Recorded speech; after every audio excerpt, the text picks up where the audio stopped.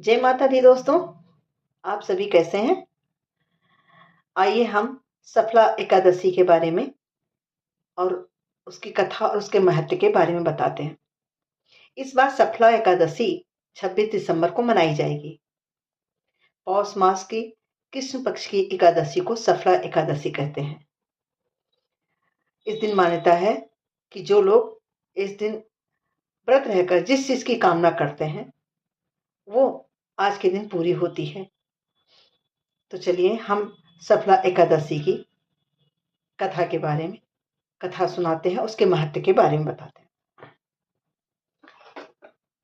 चंपावती नाम से विख्यात एक पुरी है जो कभी राजा महिष्मत की राजधानी थी। राजा महिष्मत के 5 पुत्र थे। उनमें से जो ज्येष्ठ था वो सदा पाप कर्म में ही लगा रहता था, पर स्त्रीगामी और बुरे आचरण वाला था।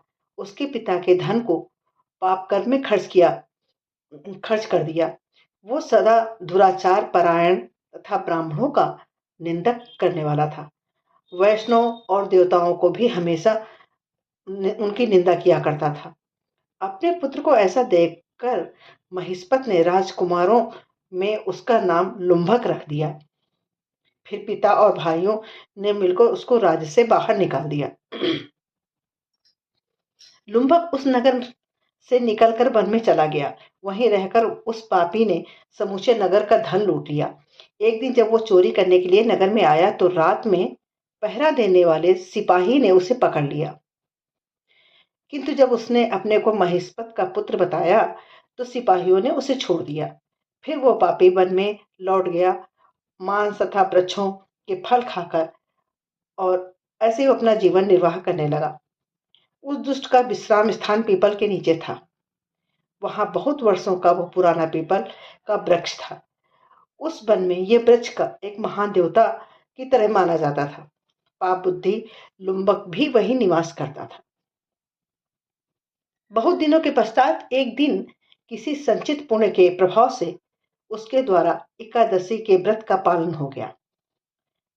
पौष मास में कृष्ण पक्ष को दशमी के दिन पापिष्ट लुम्बक ने वृक्षों के फल खाए और वस्त्रहीन होने के कारण रात भर जाड़े का कष्ट भोगा।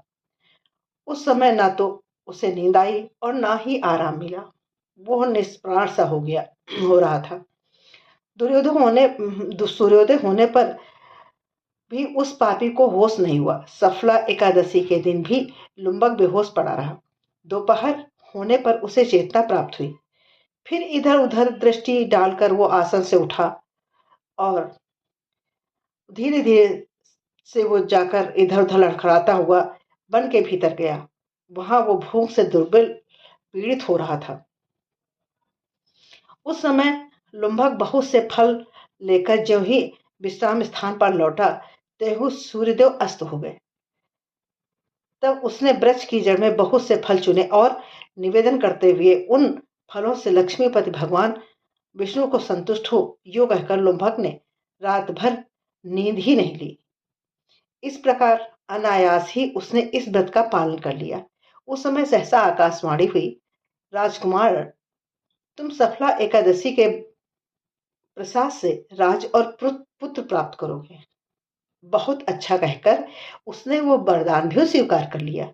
उसके बाद उसका रूप दिव्य हो गया।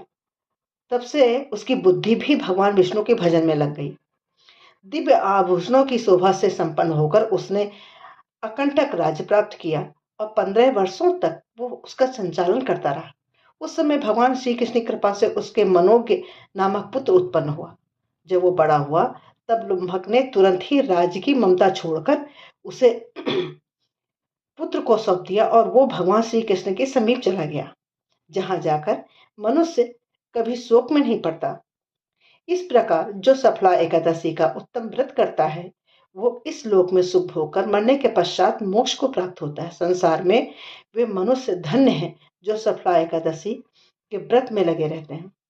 उन्हीं का जन्म सफल है। महाराज, इसकी महिमा को पढ़ने सुनने तथा उसके अनुसार आचरण करने से मनुष्य राशि यज्ञ का फल प्राप्त करता है।